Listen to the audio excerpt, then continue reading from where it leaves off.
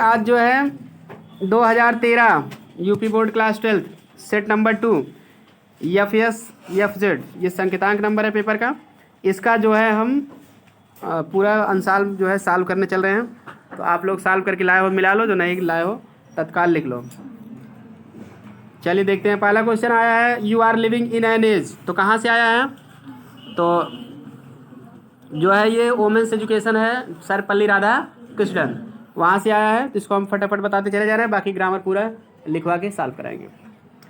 उसके बाद जान कुड हेल्प मी, ये आपके सिलेबस में नहीं है इस साल, इसको काट दीजिए। उसके बाद माई पर्सनल वैनिटी, ये आपका कहाँ से आया है? एजी गार्डनर का लिखा हुआ ए फेलो ट्रेवलर पार्ट का नाम है, रिटन बाय एजी गार्डनर, वहाँ से आया है। इतना जानते रहोगे तो आप एक्सप्लेन करने में, रेफरेंस लिखने में दिक्कत नहीं होगी। तो बाकी तो इन सभी की जो है पढ़ा चुका गया, लिखाया गया है, वीडियो भी डाले हैं, आप लोग देख सकते हो। Answer one of the following questions, 30 word में लिखना है। What are the childrens described as refugee, ये बच्चे जिनका शरणार्थी के रूप में वर्णन किया, ये कौन? ठीक है, क्यों जो है मतलब क्यों इन बच्चों का शरणार्थी के रूप में वर्णन किया गया? तो इसका आंसर आपको लिखना है, क्योंकि इनके माता पिता पाकिस्तान से आके इंडिया में बस गए थे। अगला है Y could the writer not succeed in punishing the fellow traveller in the lesson A fellow traveller. A fellow traveller part में लेखक जो है क्यों सहयात्री को, ठीक है, दंडित नहीं कर सका था। क्लियर? तो इसका आंसर आपको बताना है। अगला what kind of thinking according to James Allen gives good health, ये आपके सिलेबस में नहीं है, इसको आप काट दीजिए।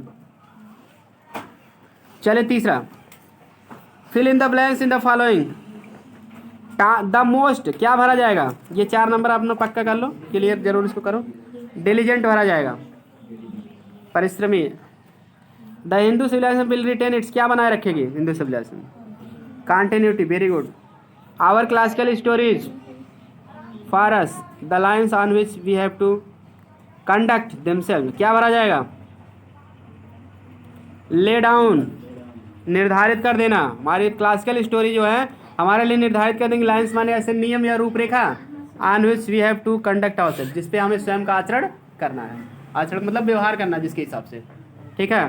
तो ले डाउन माने होता है निर्धारित करना, फिक्स करना, ठीक है। लाइन्स माने रूपरेखा या नियम, ठीक है। ये आपका वुमेन्स एजुकेशन से लिया गया है, ठीक है। The fault less completion small task, क्या भरा जाएगा? लीड्स भरा जाएगा, लेकिन ये आपके सिलेबस में नहीं है। लीड्स भरा जाएगा, सेक्रेट ऑफ हेल्थ का है, जो कि इस वर्ष उसमें से नहीं पूछा जाएगा। चौथा क्वेश्चन आप छोड़ दीजिए, आपको नहीं देखना है, ठीक है। पांचवें पे आ जाइए। पहला क्वेश्चन है पांचवें का, describe the plight of the child after he loses the company of his parents. उस बच्चे की दशा का वर्णन करो। प्लाइट माने दुर्दशा या दशा। आफ्टर ही लॉजेज, जब वह खो जाता तो उसके बाद की। कंपनी माने साथ, ऑफ हिज पेरेंट्स, माता पिता। बच्चा जब अपने माता पिता के साथ से जो है खो जाता है तो उसकी दशा का वर्णन करो। As given in the story the lost child, जैसा कि लॉस्ट चाइल्ड कहानी में दिया गया है, तो उसकी दशा का वर्णन करना है। ये सब आपको क्वेश्चन लिखाया गया, वीडियो भी डाला गया है, तो इसको आप वहाँ से देख सकते हैं, ठीक है। बाकी जो नया क्वेश्चन मिले, कहीं ना मिले, उसको आप हमको बिल्कुल हमसे पूछ सकते हैं। Do you agree with the response, क्या आप उत्तर से सहमत हैं? Of the parents of their daughter, अपने पुत्रियों के पिता से। जो पिता लोग, ठीक है, 2 लोग थे ना, 2 औरत का, ठीक है, जो औरत थे जिसके पति को जेल भेजा गया था, तो उसके जो है पिता, हाँ, स्पेशल एक्सपीरियंस है। तो आप इतना ध्यान दीजिए कि आपके सिलेबस में नहीं है, छोड़ो, अनायास पढ़ने में समय नष्ट न करो। अगला है give a character sketch of the astrologer in the story in the short. ज्योतिषी का संक्षेप में चरित्र चित्रण करो as depicted in the story astrologer's day, जैसा एस्ट्रोलॉजर्स डे की कहानी में डिपिक्ट माने वर्णन किया गया है। तो इसमें एस्ट्रोलॉजर के बारे में जो भी आप जानते हो उसका चरित्र चित्रण कर दो 30 वर्ड में, उसके बारे में लिख दो, ठीक है। तो देखिए ये सब क्वेश्चन बताए गए हैं आपको। अब देखिए यहाँ पोएट्री से जो दिया गया है एक्सप्लेन करने के लिए 3 में से एक करना है। तो पहला जानो कहाँ से आया, who God doth late and early pray, most important, ये करेक्टर ऑफ हैप्पी लाइफ से लिया गया है, ठीक है। उसके बाद क्लाउड पुट्स फोर्थ कहाँ से लिया गया है? The song of free by Swami Vivekananda. Swami Vivekananda, हाँ, इसके लेखक पोएट हैं। अगला है आइस ऑफ पेल किंग्स, ये आपके सिलेबस में नहीं है, ये ला विल्डेम सन्स मर्सी से लिया गया था।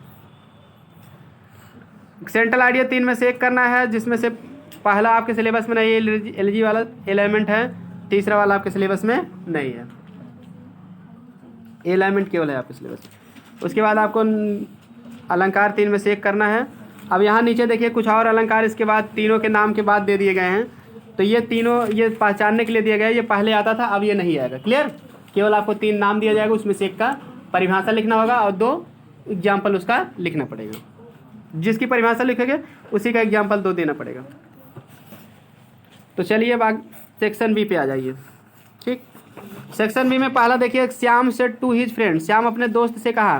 तो यहाँ आपको करना क्या है, सेड टू का प्रपोज्ड कर दो, प्रपोज्ड या सजेस्टेड कर दो, क्योंकि लेट अस आने पर प्रपोज्ड या सजेस्टेड में बदला जाता है। लेकिन एक बात और ध्यान देना, प्रपोज्ड या सजेस्टेड के साथ टू भी आप लगा देना। क्या लगा दोगे?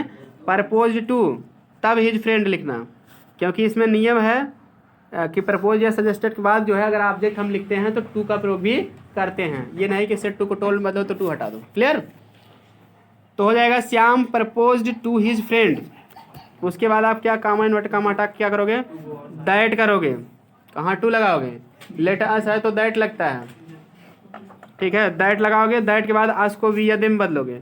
अब यहाँ जो है फ्रेंड भी और श्याम भी दोनों थर्ड पर्सन है, तो थर्ड पर्सन चाहे एक वचन हो चाहे बहुवचन हमेशा आपको दे करना पड़ेगा।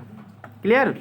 अस को तो दैट दे, अब लेट का शुड बदल दो, दैट दे शुड। अब गो से लिखते चले जाओ, go out for a walk, सब कुछ वही रहेगा। Clear?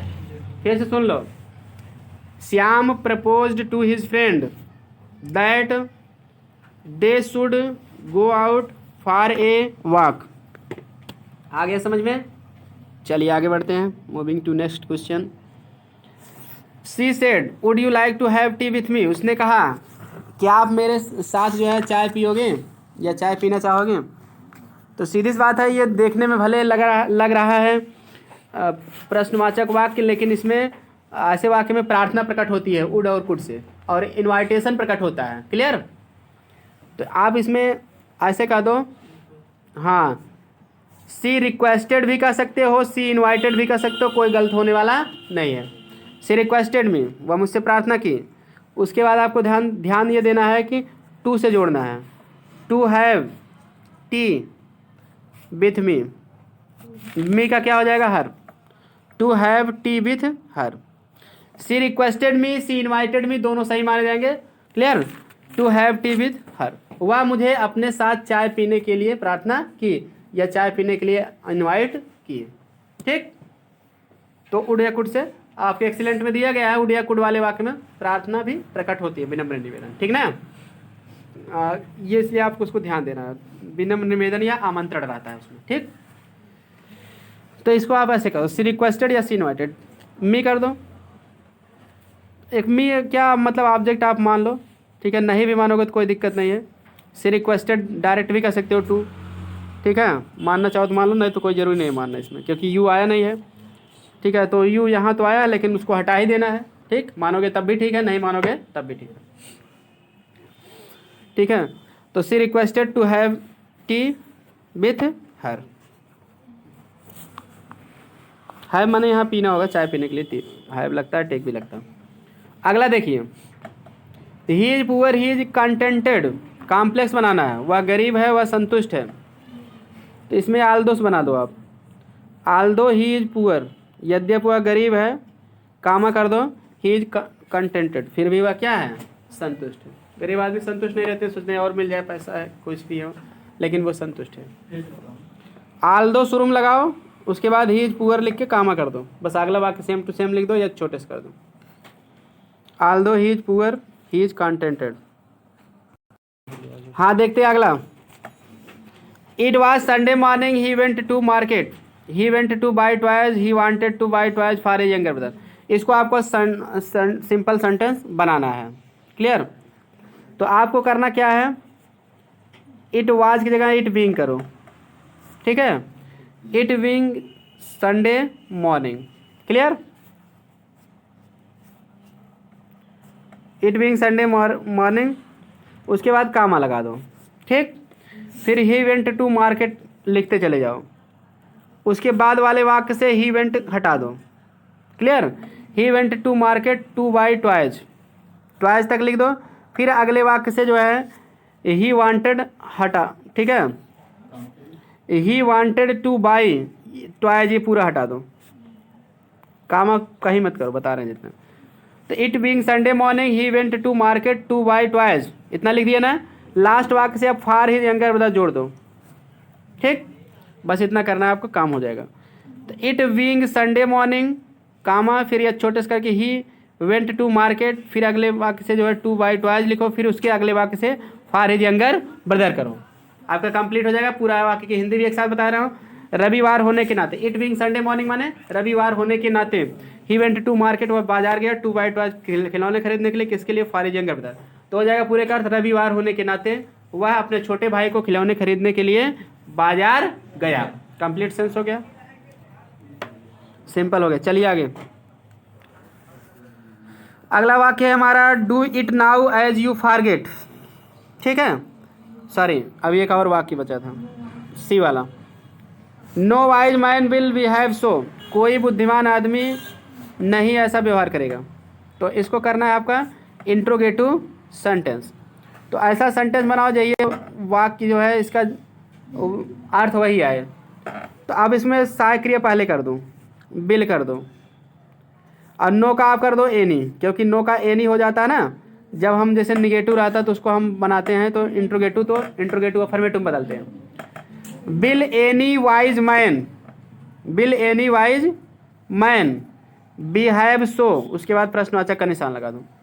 Bill any wise man behave सो, क्या कोई बुद्धिमान आदमी ऐसा व्यवहार करेगा, तो उत्तर आएगा कोई बुद्धिमान आदमी ऐसा व्यवहार नहीं करेगा। क्लियर, नो वाइज मैन माने कोई बुद्धिमान आदमी नहीं। क्लियर, ठीक है। Bill any wise man, bill यहाँ से हटा के शुरुआत में कर दो, नो का एनी कर दो, वाइज मैन बिहेव सो लिख के प्रश्नवाचक का निशान लगा दो। क्लियर हो गया।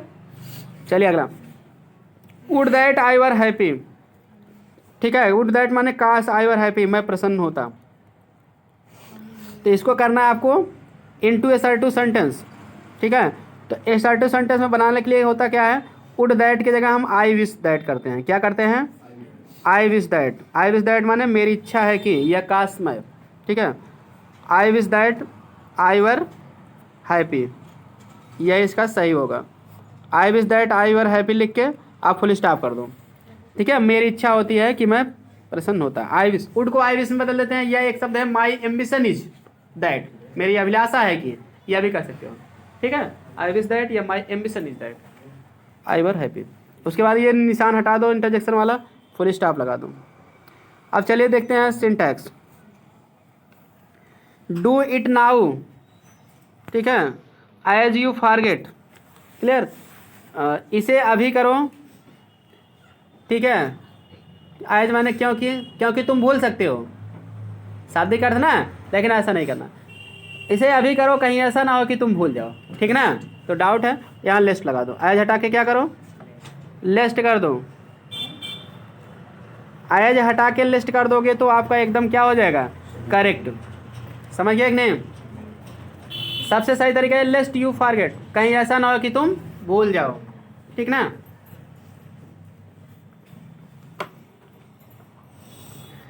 लिस्ट से बेटर हो जाएगा, नहीं तो एज अगर लगेगा भी तो यू में फॉरगेट करके भी आप करेक्ट इसको कर सकते हो, क्योंकि तुम भूल सकते हो, ठीक है। ऐसा होगा नहीं कि क्योंकि तुम भूल जाते हो, ठीक है ना, ऐसा नहीं होगा। क्लियर, तो लिस्ट से सबसे बेटर होगा, नहीं तो अगर एज यू में फॉरगेट होता तब भी सही रहता। क्लियर, तो ठीक है। अगला, सी कॉल्ड यू एज ए फूल, वह तुमको मूर्ख के रूप में कही, ऐसा नहीं होता है। काल के साथ कभी भी एज नहीं लगता है, ठीक है ना, रिगार्ड के साथ लगता है एज। क्लियर, ये आपका एक्सीलेंट का रूल है, काल के साथ एज नहीं लगेगा, ऑब्जेक्ट के बाद तुरंत, मतलब इनडायरेक्ट ऑब्जेक्ट के बाद तुरंत डायरेक्ट ऑब्जेक्ट लिख दिया जाता है। सी कॉल्ड यू, ठीक है, सी कॉल्ड यू ए भी नहीं लगेगा, केवल फूल लगेगा। Clear, she called you fool, उसने तुमको मूर्ख कहा, ये लिखा जाएगा, ठीक है ना। सी कॉल्ड यू फूल, उसने तुमको क्या कहा, मूर्ख कहा, ऐसे कहना पड़ेगा, मूर्ख के रूप में नहीं। As he is rich so he spends lavishly, क्योंकि वह अमीर है इसीलिए वह लेविशली मतलब फिजूल खर्ची ढंग से, ठीक है, स्पेंड्स माने खर्च करता है, लेविशली मतलब बहुत ज़्यादा, इसलिए बहुत ज़्यादा खर्च करता है। तो गलती क्या है, यहाँ आयज के साथ सो का प्रयोग नहीं होगा। आयज माने क्योंकि इसीलिए के लिए केवल कामा लगेगा, सो नहीं लगेगा। ठीक, आयज ही रिच, कामा मतलब इसीलिए, ही स्पेंड्स लेविशली, क्योंकि वह अमीर है इसलिए वह लेविशली खर्च करता है। ठीक है, तो यहाँ आपको ध्यान ये देना है कि सो लगता नहीं है आयज के साथ, केवल एक जगह लगता है, वो आपके एक्सीलेंट में वाक्य दिया गया है, as you sow shall you reap, जैसा आप बोगे वैसा तुम काटोगे। वहाँ पर बात पर जोर देने के लिए लगा है, वैसा का अर्थ। ठीक है, इसीलिए का अर्थ भी वहाँ नहीं है। क्लियर, और कहीं लगता नहीं है। अगला, he walks as if he was drunk, वह टहलता है ऐसे जैसे, या चलता है ऐसे जैसे वह ड्रंक माने पिया हो, शराब पिया हो।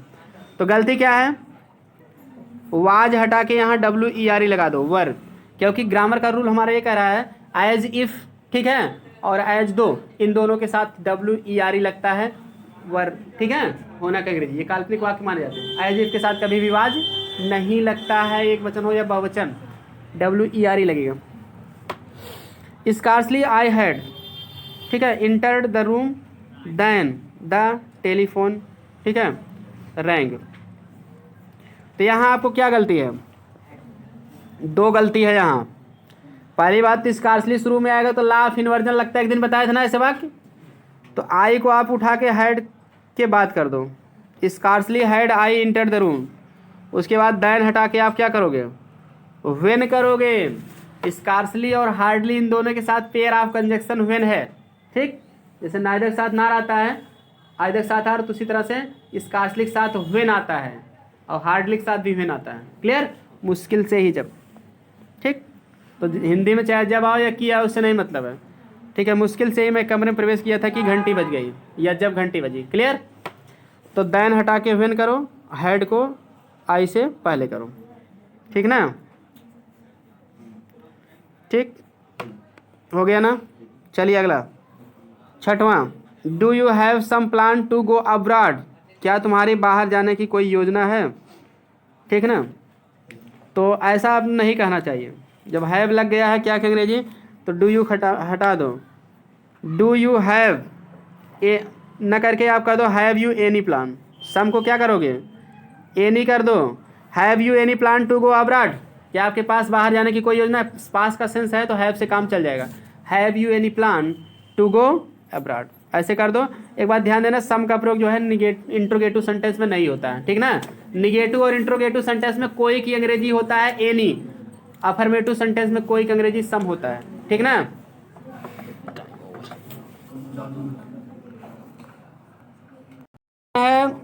Use 3 of the following idioms और phrases in your own sentence so as to make their meaning clear. 3 idioms and phrase का अपने वाक्य में प्रयोग करो ताकि उनका अर्थ क्या हो जाए, अस्पष्ट हो जाए। तो यहाँ 5 इडियम्स आपको दिए गए हैं, इनमें से किसी 3 का आपको वाक्य में प्रयोग करना है। पहला आपका है a hard pill to swallow. Clear, a hard pill to swallow माने होता है स्वीकार करने में कठिन या अविश्वास। ठीक ना, कोई चीज़ स्वीकार करने में आपके लिए कठिन हो तो, या अविश्वास हो आपके लिए, मतलब उस पर आप विश्वास नहीं करोगे, इसलिए स्वीकार करने में क्या है, कठिन है। तो a hard pill to swallow, स्वीकार करने में कठिन। दूसरा है part and parcel. Part and parcel माने होता है आवश्यक अंग। ठीक है, इसेंशियल पार्ट, आवश्यक अंग। अगला है to wear the palm. To wear the palm माने होता है विजय प्राप्त करना। क्या होता है, विजय प्राप्त करना। फिर अगला है out of sorts.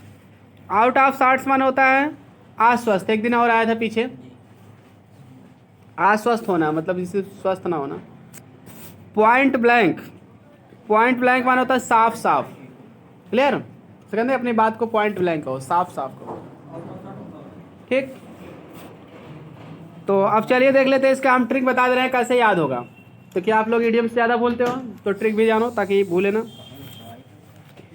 A hard pill to swallow का मतलब क्या होता है, ठीक है, हाँ, स्वीकार करने में कठिन। तो याद कैसे होगा, देखो, हार्ड माने कठोर होता, पिल माने होता गोली, जो टेबलेट नहीं होती है खाने वाली दवा की टेबलेट, उसको पिल कहते हैं। ठीक है, कठोर टेबलेट या गोली।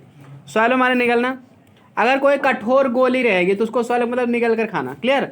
तो निगलना या खाना होता है। अगर जैसे जो दवा की कड़वी रहती है तो उसको लोग क्या करते हैं, खाने में जो है बहुत लोग जो है कठिनाई महसूस करते हैं, खास करके बच्चे क्या है कठिन कहेंगे बहुत कड़वी दवा है इसको मैं नहीं खाऊँ। फॉर एग्जाम्पल टाम सायर तो पीने वाली जो दवा थी उसको भी क्या करता था, सुराख में उड़ेल देता था और खाता नहीं था, उसको पीता नहीं था। तो इस तरह से आप उसका एक लिंक बना लीजिए कि कोई कोई कठोर गोली रहेगी, कोई गोली बहुत कठोर रहेगी, आप उसको नहीं खाना चाहोगे, क्लियर। और वैसी गोली रहेगी ये तो जो बच्चे खाते हैं खाने में मीठी रहती है, कठोर नहीं रहती है, चूस के खाते हैं तो स्वीकार कर लेते हैं। तो कठोर गोली को निगलने के लिए, निगल कर खाने के लिए स्वीकारने में बहुत लोग क्या कठिन महसूस करते हैं कि हम इसको स्वीकारेंगे नहीं, क्लियर। इस तरह से आराम से आप इसको याद कर सकते हो। अगला है जो है पार्ट एंड पार्सल, आवश्यक अंग, ठीक। तो पार्ट माने क्या होता है, हिस्सा। पार्सल माने क्या होता है, पार्सल जैसे कहते सुनते हो कि आप ये मतलब डाक से पार्सल आया है। तो अगर पार्ट एंड पार्सल किसी के का हिस्सा जो रहेगा, अगर वो पार्सल द्वारा आया रहेगा तो उसके लिए आवश्यक अंग रहेगा ना उसका, कि भाई पार्सल आया तो उसको लेगा वो जरूर, क्योंकि उसका एसेंशियल पार्ट है, आवश्यक अंग है वो, क्लियर। क्योंकि उसके पार्ट का जो है वो पार्सल आया है ना, तो आवश्यक अंग है इसलिए, ठीक। पार्सल मतलब पार्सल डाक द्वारा भेजा जाता। बियर द पाम, ठीक है, मिला के यहाँ अर्थ लिया जाएगा। बियर द पाम माने क्या होता है, विजय प्राप्त करना। तो याद कैसे होगा, देखो। तो अब यहाँ पाम माने क्या होता है, हथेली। बियर माने क्या होता है, सहन करना। अभी जैसे दो लोग लड़ रहे हैं तो ऐसे हथेली से लड़ते हैं, जैसे हम मुक्केबाजी करते हैं। तो मतलब कि अगर किसी के हथेली को आप सहन कर ले रहे हो, यानी कि आपको गिरा नहीं पा रहा हो, तो कहने का मतलब आप क्या कर रहे हो, बियर कर रहे हैं, मतलब बियर द पाम यानी विजय प्राप्त कर रहे हो, क्लियर।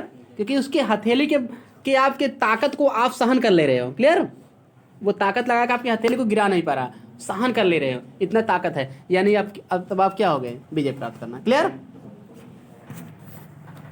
ठीक है, तो लड़ाई में ऐसा होता है मुक्केबाजी या प्रतियोगिता में, क्लियर। अब देखिए आउट ऑफ सार्ट्स माने क्या होता है, अस्वस्थ।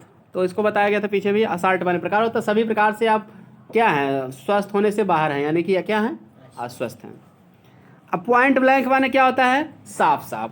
वैसे भी पॉइंट माने बात, अब ब्लैंक माने क्या होता है, खाली, क्लियर। कोई भी मतलब पन्ना लिए आप, उसमें कोई भी बात जो है लिखी नहीं गई है, कोई भी पन्ना आप लिए आपको मिला है उसमें कुछ भी लिखा नहीं गया। तो ब्लैंक माने क्या आता है, खाली रहता है। अगर खाली है तो मतलब कुछ लिखा नहीं गया, खाली है तो इसका मतलब एकदम साफ है, एकदम साफ साफ है उसमें, मतलब आप चाहो तो जो भी लिखना चाहो लिख सकते हो साफ साफ, ठीक है ना, एकदम साफ है, इसलिए आप कोई भी उसमें साफ साफ लिख सकते हो, ठीक है। तो पॉइंट ब्लैंक, ठीक है, पॉइंट लिखने के लिए एकदम ब्लैंक है, यानी कि एकदम साफ साफ है, ठीक है। आप देखते हैं आगे इंटॉनिम्स देखते हैं। इंटॉनिम्स हमारा है एडवांस, पहला शब्द है एडवांस। तो एडवांस माने क्या होता है, आगे बढ़ना। एडवांस माने क्या होता है, आगे बढ़ना। तो इसका अपोजिट क्या होगा, ठीक है, रेट्रीट होगा। क्या होगा, रेट्रीट। स्पेलिंग होगी RET। तो रेट्रीट माने होता है पीछे हटना। क्या होता है, पीछे हटना, RET, रेट्रीट। अब दूसरा शब्द हमारा है बैरन। बैरन माने होता है बंजर, ठीक है। तो उपजाऊ का अंग्रेजी होता है फर्टाइल, ठीक है, फर्टाइल, FERTILE। फर्टाइल माने होता है उपजाऊ, जहाँ ज़्यादा उपज हो, ठीक। कोई खेत बंजर रहेगा उसमें कुछ नहीं होता है, तो कोई फर्टाइल होता है, उपजाऊ खूब होता है। तो चलिए आगे देखते हैं। कॉन्फेस माने क्या होता है, स्वीकार करना।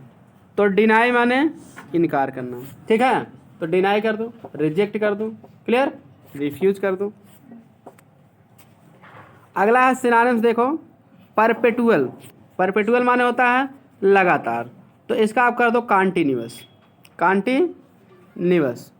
कंटिन्यूअस माने लगातार, कांस्टेंट भी कह सकते हो, CONSTANT, क्लियर। अगला देख लो लस्टर। लस्टर, लस्टर माने क्या होता है, चमक होता है, चमक या शोभा। तो चमक के हिसाब से शाइनिंग कर दो इसको, क्या कर दो, SHINING, शाइनिंग। लस्टर का क्या हो जाएगा, शाइनिंग हो जाएगा।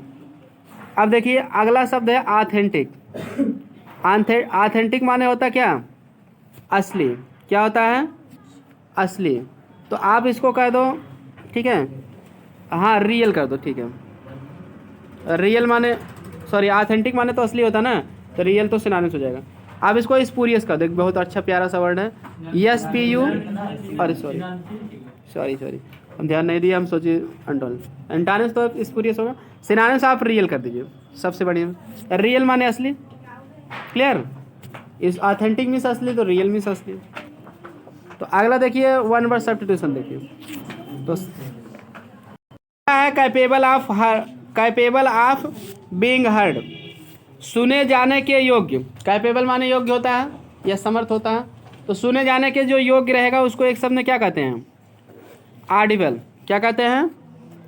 AUDIBLE। ऑडिबल माने सुने जाने योग्य या जिसे सुना जा सके, ठीक। AUDIBLE Audible. अगर वह नॉट कैपेबल रहेगा तो ठीक है, नॉट बीइंग हर्ड तो इनकैपेबल हो जाता, क्लियर। तो अगला देखते हैं, कैप लिख के एबल जोड़ दो, कैप, हाँ तो सॉरी तो दिया गया इनऑडिबल, सॉरी इनऑडिबल तो ना सुना जाए, ऑडिबल AUDIBLE। एक्सीलेंट में आपको मिल जाएगा ऑडिबल, ठीक है। A post for which no salary is paid, एक ऐसा पोस्ट माने होता है पद जहाँ पर कोई वेतन न दिया जाए, नो सैलरी, कोई वेतन न दिया जाए, ऐसा पद, तो उसको कहते हैं अवैतनिक। हाँ, ऑनरेरी, ठीक है, स्पेलिंग होगी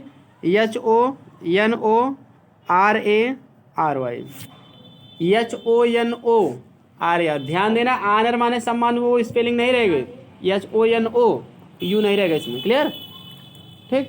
HONORARY, ऑनरेरी माने अवैतनिक, बिना तनख्वाह के, ठीक है, आपको रखा गया वेतन पे। जैसे कुछ दिन कोई भर्ती रहती, नियुक्ति कर दी जाती, कुछ दिन का पेमेंट आपको नहीं मिलेगा, ठीक है, तो वही चीज़।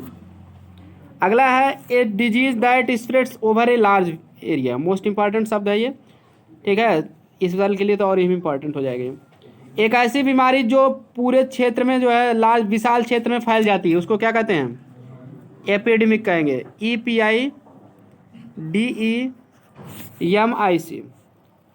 एपिडेमिक माने होता है महामारी या मतलब कि विशाल क्षेत्र में फैलने वाली बीमारी, क्लियर, तो उसको कहते हैं एपिडेमिक। इसी से रिलेटेड एक शब्द और हम आपको बता रहे हैं, उसको आप नोट कर लीजिए क्योंकि वो इस वर्ष आ सकता है नए में, मतलब एक यही ऐसे आएगा, ए डिजीज दैट स्प्रेड्स, तक वही लिख लो, that spreads all over the world, ऐसे लिख दो, ऑल ओवर द वर्ल्ड, ऐसे लिख लो, नोट कर लो। एक ऐसी बीमारी जो पूरे संसार में फैले, ऑल ओवर द वर्ल्ड, जैसे कोरोना इस समय पूरे संसार में फैल गया था, ऑल ओवर द वर्ल्ड, आर करके लिख लो। कॉन्टिनेंट्स, वर्ल्ड की जगह आ सकता है कॉन्टिनेंट्स, CONTINENTS, मतलब महाद्वीपों में, पूरे संसार में या महाद्वीपों में फैल जाए, तो उसको एक शब्द में कहते हैं पैंडेमिक। क्या कहते हैं? एपी की जगह PAN, पैन, DEMIC। पैन माने होता है ग्रीक भाषा का वर्ड है, उसका मतलब होता है आल, ठीक है, हर जगह फैलने वाली, क्लियर। PANDEMIC, पैंडेमिक आप लिख देना, जैसे फॉर एग्जाम्पल कोरोना पूरे विश्व में फैली है, कॉन्टिनेंट्स में फैली है, ठीक है ना, तो इसको पैंडेमिक नाम दिया जाएगा, विश्वव्यापी महामारी इसका हिंदी होता है। क्या होता है? विश्वव्यापी महामारी, विश्व से जान लो वर्ल्ड, ठीक है, विश्वव्यापी महामारी को हम कहते हैं पैंडेमिक। तो ये नए में आ सकता है, बिल्कुल आ सकता है, क्योंकि इस समय इसका माहौल भी था, ठीक है ना। तो पूछा जा सकता है, चेक किया जा सकता है आपकी जानकारी कि हाँ आपको इतना इंपॉर्टेंट वर्ड पता है कि नहीं, इतनी बड़ी बीमारी आने के बाद भी, क्लियर। अब देखिए, लोन माने क्या होता है? होमोफोन्स पे आइए। लोन माने होता है अकेला, लोन से बना है लोनली, अब इसका कनेक्शन कर लो, याद हो जाएगा, LONE, लोन मीन्स अकेला। तो अब देखा LON, इस लोन माने होता है कर्ज, इस माने होता है अकेला, लोनली से रिलेटेड वर्ड है ये, और ये मतलब होता है कर्ज, ठीक। तो फिर आज की वीडियो में इतना ही, मिलते हैं नेक्स्ट वीडियो में। वीडियो पसंद आए तो लाइक, सब्सक्राइब और शेयर करें। अगले वीडियो में हम आपको इसका ट्रांसलेशन बताएंगे।